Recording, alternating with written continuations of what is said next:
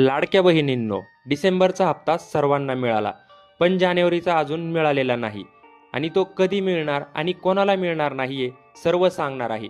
Video शेवटपर्यंत बघा, video महत्त्वाचे आहे. त्या पहिले चॅनलवर नवीन असाल तर आपल्या चॅनलला सबस्क्राईब करून घ्या आणि बाजू असलेलं बेल आयकॉन दाबा, जेणेकरून मी पुढे जे पण अपडेट टाकेल ते सर्वात पहिले तुम्हाला त्याची नोटिफिकेशन मिळेल. लाडकी बहीण योजनेच्या लाभार्थ्यांसाठी एक मोठी आणि आनंदाची बातमी समोर येत आहे. लाडकी बहीण योजनेअंतर्गत महिलांना डिसेंबर महिन्याचा हप्ता आधीच मिळाला आहे आणि त्यानंतर आता जानेवारीच्या हप्त्याची महिलांना आतुरतेने वाट पाहत आहे. आता मिळालेल्या माहितीनुसार पुढच्या महिन्यात महिलांच्या खात्यात जानेवारीचा हप्ता जमा होण्याची शक्यता आहे. मात्र याबाबत अद्यापही अधिकृत घोषणा करण्यात आलेली नाही. तरीही सरकारच्या हालचाली पाहता ही शक्यता खूपच मजबूत मानली जात आहे की जानेवारीचा हप्ता पुढच्या महिन्यात मिळायला पाहिजे. लाडकी बहीण योजनेअंतर्गत महापालिका निवडणुका आधी डिसेंबरचा हप्ता महिलांच्या खात्यात जमा करण्यात आला आहे.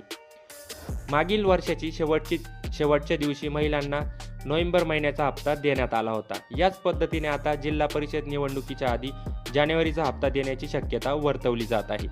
महत्त्वाचे म्हणजे जिल्हा परिषद निवडणुका 5 फेब्रुवारी रोजी होणार आहे, म्हणून 5 फेब्रुवारी आधी महिलांच्या खात्यात पैसे जमा होऊ शकतात, असं सूत्रांकडून सांगितलं जात आहे.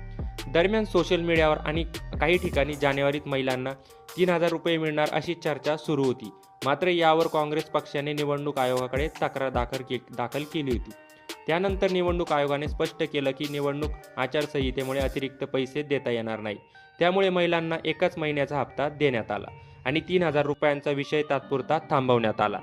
मात्र पुढच्या महिन्यात नियमित जानेवारीचा हप्ता जमा केला जाईल अशी माहिती समोर येत आहे.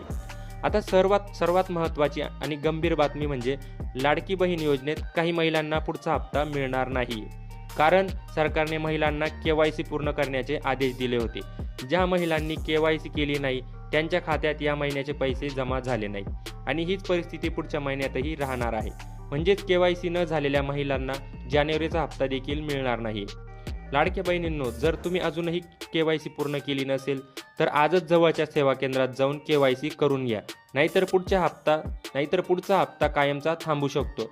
हा व्हिडिओ उपयुक्त वाटला असेल तर लाईक करा, लाडक्या बहिणींना शेअर करा आणि अशाच सरकारी योजनांच्या अपडेटसाठी आपल्या चॅनलला सबस्क्राईब करा.